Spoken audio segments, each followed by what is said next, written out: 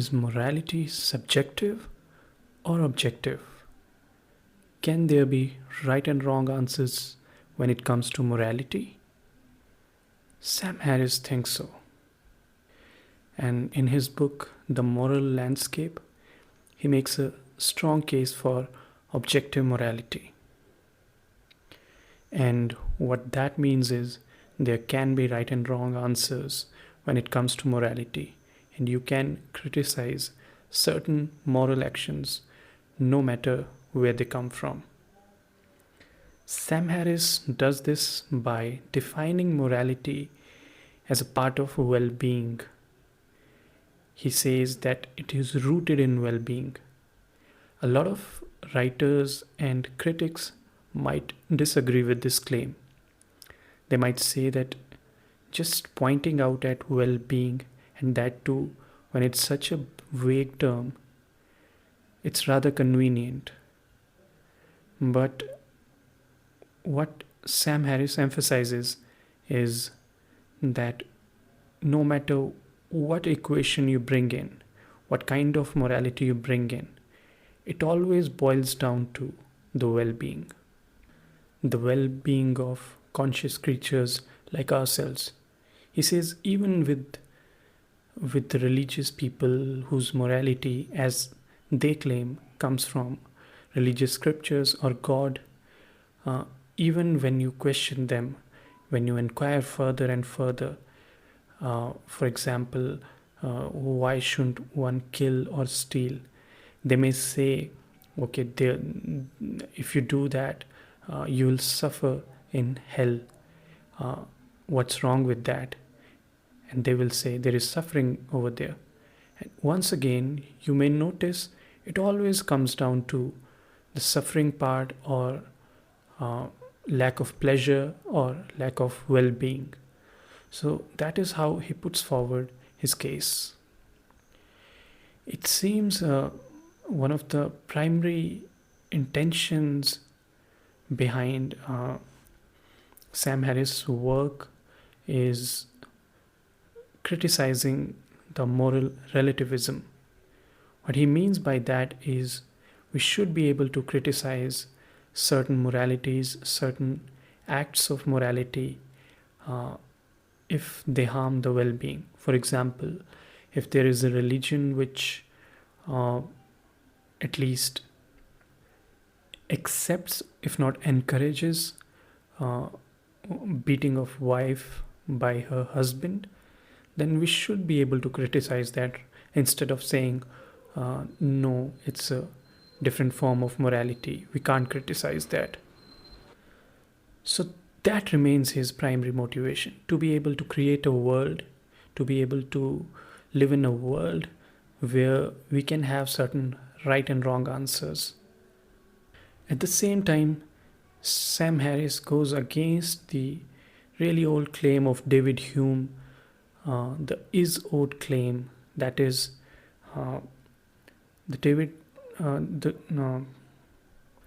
David Hume's position that you cannot derive ought from an is, that is, from the given facts in the scientific world, you cannot merely derive what we should do or what we ought to do.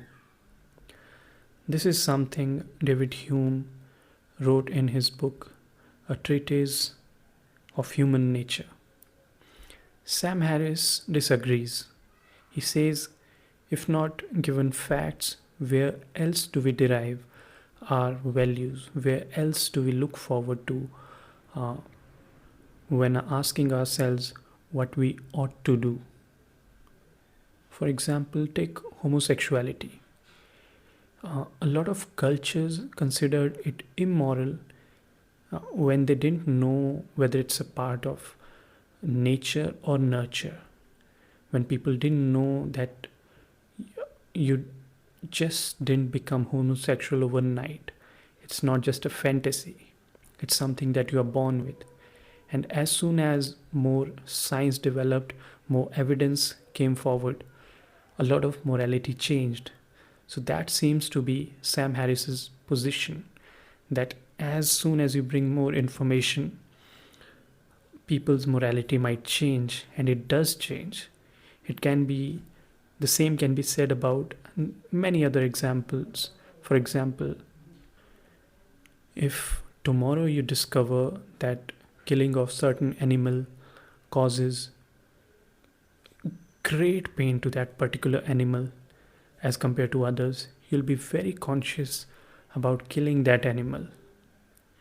So, facts do matter in some sense. But is it all what matters when it comes to morality? There comes a lot of criticism regarding that. As I said before, a lot of criticism comes from the fact that when Sam Harris defines well being, it's rather too vague. At the same time, Sam Harris takes extreme examples to make his case. So he would take completely, completely extreme example of a serial killer who doesn't have a morality, whose morality is not grounded in facts and reality. And then he would argue that we ought to criticize, we have to criticize that kind of behavior. Now, you can do that with extreme behavior, but when it comes to the gray shades of morality where the day to day activities happen, there it seems you'll have a problem. One important point regarding this is that of objective nature of morality that Sam Harris is talking about. When we say something is objective, it means it is true regardless of the observer. We can't do that with morality. We have to have observers who agree across board that morality is based on well-being. That might not always be the case. Some people might prefer, or if not prefer, at least want some kind of balance between suffering and pleasure. It's not that people always seek pleasure.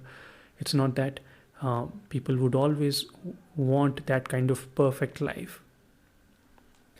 As Sam Harris points out, he makes a comparison with medicine where he says that you do have right and wrong answers, and when it comes to medicines we do make this assumption that we are talking about well-being. So if there is some kind of sickness or illness, you go to doctor and you ask for a particular medicine to cure that illness. If one person or some people don't want to cure that or would want to live in a world where they suffer, that doesn't change the objective nature of medicine. We study that as a part of science, and he insists that we should do the same with morality. And if some people insist that they don't prefer well-being, then it's their problem.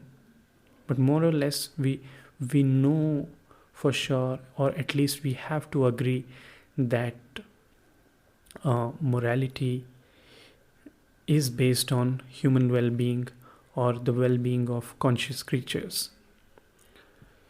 To this point, the final criticism, or I would say it's not a direct criticism of Sam Harris, but this is something Jonathan Haidt points out in his book The Righteous Mind when he talks about morality. He says that morality is like taste buds. All of us come with certain innate preferences. There is some objective reality to that. All of us have certain preferences, objective preferences for sweet taste. All of us will be disgusted by certain tastes. But people have different taste buds. People have different preferences. So similarly, he says, when it comes to morality, well-being is just one foundation, and people may have different foundations. So in his book, he points out at least 5 different foundations. One of them is about well-being, and he says, or he compares it with care versus harm. There are other foundation, he says, which are one of them is fairness versus cheating when it comes to justice. Another one is loyalty versus betrayal, which talks about you being a part of group and the group psychology. The next one is authority versus subversion, and the last one is sanctity versus degradation. So people have different preferences, and Jonathan Haidt says uh, mostly people from liberal political viewpoint, they focus on the first component only, that is the well-being part, but that's not the only part. So probably Sam Harris is making the same mistake. He's focusing only on the well-being part of morality. Now we can do that, in order to create a universal moral code or some kind of mechanism where we can have uh, one law for all humanity. We can do that, but does that make it objective? I'm not sure, but you still have to read his book to understand his case well. Thank you.